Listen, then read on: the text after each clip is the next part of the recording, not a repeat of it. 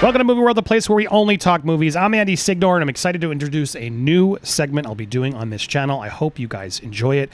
I am going to be looking back upon films I loved watching and asking the question, are they worth revisiting? I'm calling this show Full Movie Review, where I will give you the top 10 reasons to stream films of the past. And this week, we are tackling In the Line of Fire. Yeah, I even have it on VHS tape. People are celebrating Clint this weekend because he did Cry Macho at the age of 91. Whatever. But almost 30 years ago, back in 1993, coming off his Academy Award-winning Unforgiven, Clint Eastwood worried about doing this film. He thought he was too old to play Secret Service agent Frank Horrigan in this film, In the Line of Fire. I remember this film being a really wonderful action thriller, so I really wanted to revisit it. Is In the Line of Fire worth rewatching? It's time to go back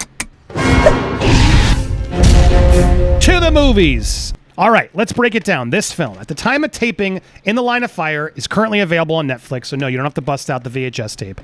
And upon my rewatch, I have to say, yes, it's really worth rewatching. I really enjoyed the film. It holds up today. So in today's full movie review, I will be listing the top 10 reasons why In the Line of Fire is worth revisiting. All right, let's do this. Number 10. The film has a really solid premise, and it's loosely based upon a true story. The film focuses on Secret Service agent Frank Horrigan, played by Clint Eastwood. Now, he had served under JFK, but couldn't save him during his assassination. So obviously this creates a lot of problems for Clint's character. He has ghosts still because of this. But now Frank gets a second chance. He's retired, but he comes back out of retirement because a crazy assassin, played by the amazing John Malkovich, we call him Booth in the film, he has now come back and created this game of cat and mouse with Frank, plotting to take down the current sitting president. And obviously the ghosts that haunt Frank are still there, and Booth himself has something to prove. There's more you learn through the story, but these two get to know each other. It really is ultimately a movie about their relationship, and this premise of this Secret Service agent and learning about this sort of job and what you got to do to protect someone that you don't even really know or potentially agree with politically is a really fascinating one. And add to that, yes, it's a true story. In fact, 60 Minutes did a breakdown on this agent that didn't save JFK. It was an agent named Clint Hill. I want to play this quick clip for you so you see what this film was truly based on. It's my fault. Oh. No one has ever suggested that for an instant. All that you did was show great bravery and great presence of mind. Mike, I don't care about that. If I had reacted just a little bit quicker, and I could have, I guess. And I'll live with that to my grave. So you see, the concept is real and it's raw. The servicemen that protect the president, they're really putting their lives on the line, and it really makes for a compelling premise and a compelling movie. Fun fact, the film was so well written that the Secret Service, the real-life Secret Service at the time, were actual consultants for the film. And this was the first time that the Secret Service offered full cooperation in the making of a movie. Number 9, it's hugely underrated. Now, this film came out in 1993, and it just doesn't get remembered. Same year as Sleepless in Seattle, Stallone's Cliffhanger, but there was a bigger movie that came out that summer that really got more of the attention. I'm talking, of course, about Jurassic Park. Now, no film could compete with that film that year, and it doesn't expect it to. In the Line of Fire came out. It was actually very critically acclaimed. It even earned 3 Oscar nominations for Best Screenplay, Best Editing, and Best Supporting Actor John Malkovich. However, it was another action film that took the spotlight. And I'm talking about The Fugitive.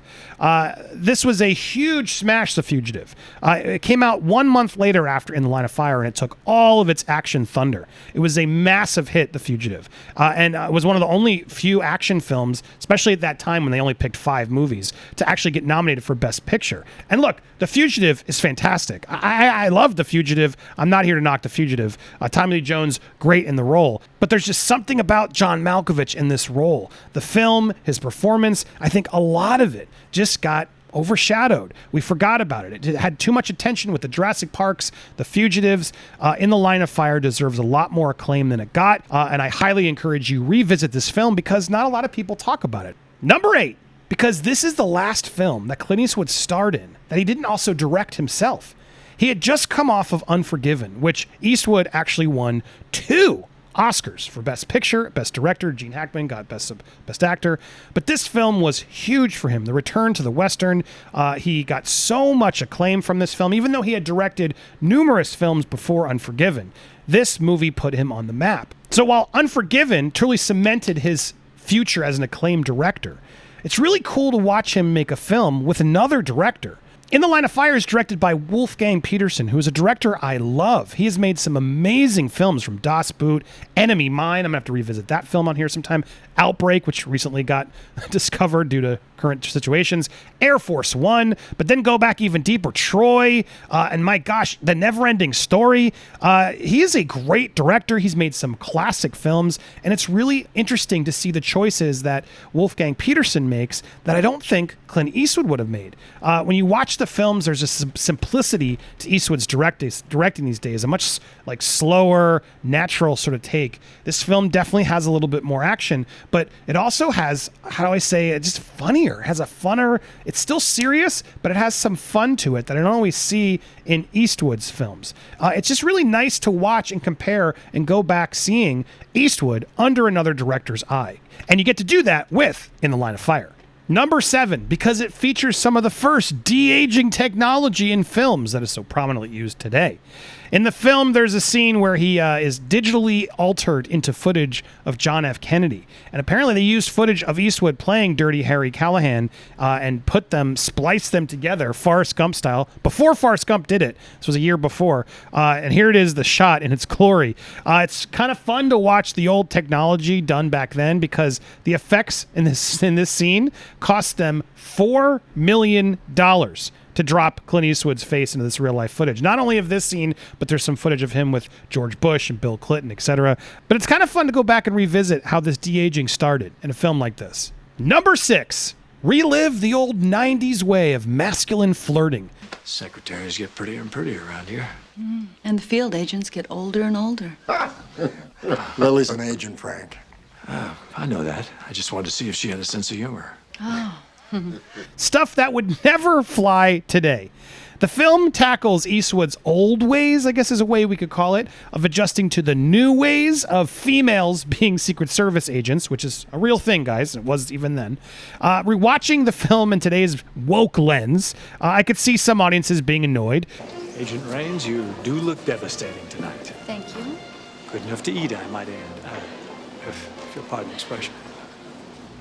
But I remember back in the day, like as creepy as it may play for some today, this stuff killed in the theaters back then. I remember so many laughs between the two of them, and they really liked Frank and his flirtation. Panache. Yeah, it means flamboyance. I know what it means. Really? I had to look it up. All right, we'll tap your phone. And so In the Line of Fire lets you go back to a world where women wanted a man to playfully flirt with them and challenge them. What are you looking at? I was just wondering where you hide your firearm. Don't tell me. Let me guess. It's not really the way it is anymore in films, but it's kind of nice to revisit the way it was, and people weren't as upset then. Women, people in the theaters were all enjoying this, and I'll be honest, I think she was a strong character, so I don't get what we're so frustrated about. It's definitely a different sort of style to watch that I don't see anymore, and I appreciate seeing it in the Line of Fire. But it wasn't just that, no. Number 5, this movie has balls. I mean, imagine a movie that starts where the undercover hero, Clint Eastwood, has a partner caught by a young Jigsaw, no less, from Tobin Bell from Saw. And he's forced to prove that he's not a narc by shooting his partner. Yes, Frank. That's what I'm looking for. And then does. I mean, you knew the gun was empty, right? I mean, you knew from the weight of the gun that the chamber was empty. Am I right? Well, There could have been one bullet. Oh, my God. This movie truly does have balls. And granted, it does do some generic action tropes later throughout the film, including the family man partner played here by Dylan McDermott. I want to go home, hug my wife and kid. You go home, hug your wife and kid. Drop it!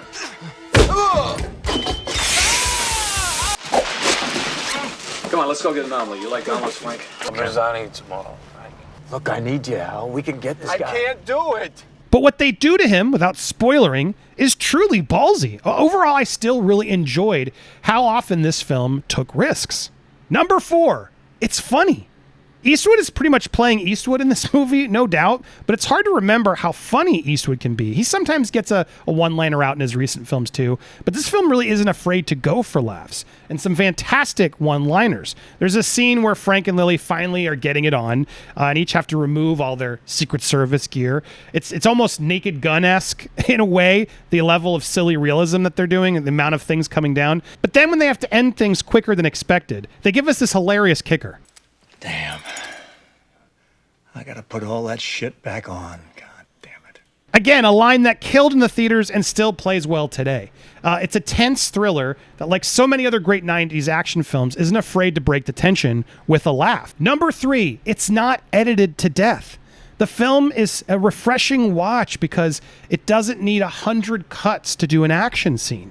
It lives with it. It's a slower film, no doubt. The whole film has a pace that's indeed slower that I could see turning off some viewers. However, I was just surprised by the lack of over-editing, how the action still played very strong, almost more realistic in a way. The film focuses on the screenplay, the characters, to build these emotions and stakes that really pay off. I mean, what a thought. Number 2, I want to reiterate that. The tension leads to payoff. Eastwood and Malkovich spend so much of the film playing telephone, literally. But what these scenes do is truly build up the tension for their eventual meeting. So when they do and they meet and the chase, all of this action feels earned. Throughout the film, Frank is trying to keep Booth on the phone to trace him, a common action movie trope. However, as Frank learns more about Booth, he finally gets to play him back and unhinges Booth long enough to catch the trace. You're alive because I have allowed you to live. So you show me some goddamn respect! And then catch Booth watching him from afar. It leads to this earned foot chase that, as unrealistic as it is to see a 60-year-old Eastwood keeping up on foot, it really does feel grounded in reality. And it all leads to my favorite scene in the film. Unlike so many forced cliches in action movies, this meeting feels earned. It feels real. It feels scary. All of the growing madness grows to a head in this moment amid the film where Frank finally has a shot to take out Booth and save the president. But in doing so, will have to fall to his death if he takes it. It's a fantastic scene. There's real stakes here. It's earned. Does Frank finally have the guts to take the bullet for a president? The only way to save the president is to shoot me. Are you willing to do that, to trade your life for his? Or is life too precious? Especially a president who has called him off his own detail because he thinks he's being too paranoid. It's an intense scene prompting the film's best shot, which was an improvisation from John Malkovich himself. All of this works so well because of 2 words. The number 1 reason to watch In the Line of Fire again, John Malkovich. John Malkovich kills it in this movie. I'll be honest, I found Malkovich's performance as Booth far more riveting than Tommy Lee Jones's I don't care run in The Fugitive. Now, don't get me wrong, Jones is fantastic in that role. I really enjoyed it. I've rewatched that one recently too. But there's something so unnerving about John Malkovich's performance as John Wilkes Booth. And rewatching these films years later, Malkovich is still the brightest spot in a very good film. There's such a quietness to John Malkovich. And so when he turns it evil, you really get jarred. One particular jarring scene, I'm looking at my notes here, involves Booth setting up this bank account in California, but the bank teller gets a little too chatty with him, forcing Booth into a lie. Booth, not wanting to have any loose ends that mess up his plan, shows up to this teller's house in one of the creepiest scenes in the film. Mr. Carney? I got your address from the phone book. But I'm not listed. Uh-oh. Stalking and then flirting with this poor, insecure woman who is clearly desperate for some sort of acknowledgement and flattery, only to murder her and her roommate. Malkovich was so into the madness of this role, he pitched a moment where he wanted to also kill her dog as well, but the director, Wolfgang Petersen, thought it was too much. Seeing Malkovich play so light and delicate in interviews. No, I never really thought of that before. But then I don't really see myself very often either, so maybe if I saw myself, I'd be struck by that too. I don't know. It's amazing to watch him turn into what is so sociopathic. It's a performance above none other. I loved him in this part. It made me such a huge John Malkovich fan, and it's still so worth watching. All this time later, In the Line of Fire absolutely still works. Will Booth see it out? Will he be too consumed by his obsession now with Frank to actually get the job done? This is a great 1990s throwback that I highly recommend you watch on Netflix. Currently, it might be on another streaming service if you're watching this later, but I do suggest you watch it again. And final fun fact, which I'll try and do in all these, what could have been? This film almost starred Robert Redford and Sean Connery. They were both offered the part before Clint Eastwood accepted. So imagine that. But not only that, Robert De Niro was apparently the first choice for Booth, but he turned it down because he was making A Bronx Tale, another fantastic film I'd love to revisit.